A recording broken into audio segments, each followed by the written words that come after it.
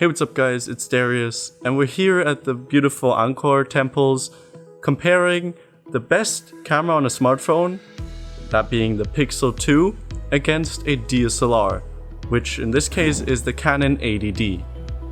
Now I've done these videos in the past, and it's always interesting to see how the best camera on a smartphone, which gradually always improves over the years, compares to the champs of cameras, well, the DSLRs. So let's have a look. Now before we start, I know that a smartphone cannot replace a DSLR. It doesn't have any of the pro features like interchangeable lenses and so on. But in this comparison, I just wanted to have a look at the image quality without looking at numbers or specs, just the pure image quality. It's actually quite interesting to see because both the Pixel 2 and the Canon 80D's body cost around the same, a little under $1,000. The way I see it, this is a battle of hardware of the Canon versus software of the Pixel, because the Pixel is amazing at processing images. What's going to be interesting to see is how well the portrait mode does. On the Pixel 2, it only uses one lens and software processing. It's actually quite good, but let's see how well it does against a professional DSLR or prosumer DSLR, because blurred backgrounds is something that's not really achievable on a tiny smartphone sensor. As always, all the full res samples will be down below, as well as some additional images so you can compare them for yourself. They're all unedited and will mostly taken in manual mode. The first image we have here is a picture of the Angkor Wat. The first thing you see is that the Canon looks a lot more natural. The Pixel looks a lot like it has this sort of filter applied. It's a lot more contrasty and sharper, but it's actually over sharp. When we zoom in, we can see that both of them are very sharp. The Canon obviously has the advantage of having a much higher resolution, but not looking at that now, just the sharpness. Both of them are perfectly sharp, but the Pixel adds a lot of extra sharpening that doesn't look natural, and it's something that's very hard to get rid of in post. Adding sharpness, on the other hand, is very easy. When we look at the exposure, the Pixel actually does an amazing job thanks to auto HDR. Everything is perfectly exposed, the sky is not blown out, and you can still see detail in the shadow. The Canon does a good job as well. The sky is a little overexposed because the dynamic range isn't that amazing. Since this is a raw image, you can tweak that. Moving on to the next image, we have a very similar story here. The Canon does a good job, but in terms of exposure, thanks to auto HDR again, the Pixel does a much better job. It's something that the Canon simply cannot do. However, we again see that the Pixel looks like it has a filter applied. It looks way overdone with the sharpness and the contrast. Here we have an image of an overgrown temple, and what you can see is that the Pixel tends to oversaturate greens particularly. It also has a little bit of a magenta hue to the tree, and there's a little too much contrast and sharpness again. The Canon tends to keep it, as always, a little more accurate. Here we have an example of the portrait mode, and my first impression was that it's actually really good. However, when zooming in, you see it didn't do that good of a job. Parts of her trousers and her foot are completely blurred because it didn't recognize it. On the DSLR, however, this is a complete different story because it's optics and no software processing, so the subject is perfectly isolated and the background blurred.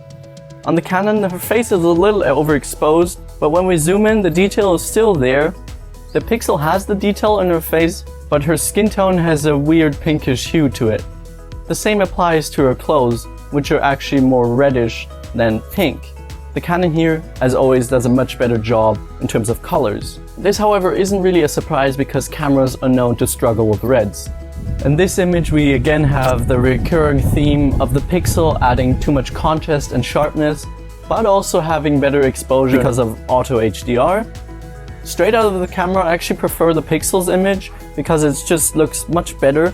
Now I could edit the Canon's picture and make it look similar, but just out of the camera, you take the picture and want to post it, the Pixel does a much better job in my opinion. The next two images are again an example of portrait mode. In this example, the Pixel actually did a really good job at isolating the subject. However, it did struggle a bit at blurring the background. You can see that when zooming in, it's not equally blurred. The skin tones on the Canon are amazing, and well, Canon is known for capturing skin tones very well. The Pixel actually does a really good job in this case, but there is a slight pinkish hue to it. In this image, we have an example of portrait mode, but applied to an object rather than a person. Here, the Pixel, again, is really good at isolating the subject. It does, however, struggle at blurring the background accurately. You can see it with the branches of the tree. Some of them are not blurred at all, and some of them are blurred way too much. As I've mentioned a bunch of times now, the Canon obviously doesn't have these problems because it's optics and no software processing. But when we look at the corner, there's actually some chromatic aberration on the Canon which the Pixel doesn't have. Upon first impression, the Pixel again seems sharper, but it's extra sharpness that's added and not true to life. The color temperature on the Pixel is also a little too cold. Something else that you notice is that the Pixel blurs the background way more than the Canon does. On the 80D, you can set the aperture according to what you want, or you can also even switch lenses. This all has an effect on how much the background is blurred, and on the Pixel, there's just one setting. Moving on to low light images, here the Pixel really shines thanks to Auto HDR. As you can see, the Canon exposes the Pub Street sign really well, but you can't really see the people because they're way too dark. On the Pixel, however, everything is visible, and that's thanks to Auto HDR. So I'd say in this image, it's a clear win for the Pixel because half of the Canon's picture is just not visible. The next couple of images are actually quite similar. The Canon tends to go for warmer colors, while the Pixel goes for colder colors. Both are not perfectly accurate, it would be something in the middle, but you can adjust it in post.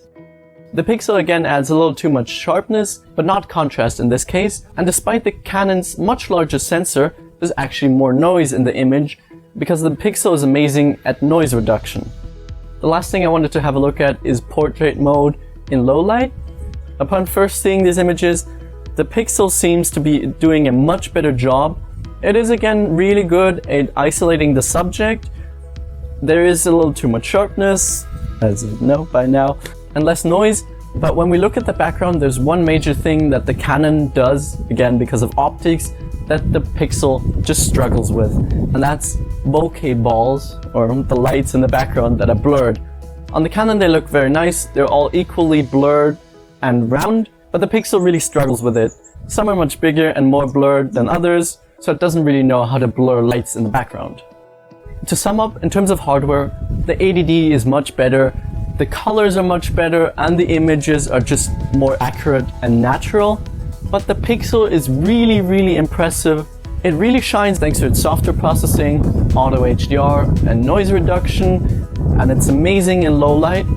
The portrait mode is actually surprisingly good. It does really well at isolating the subject most of the time.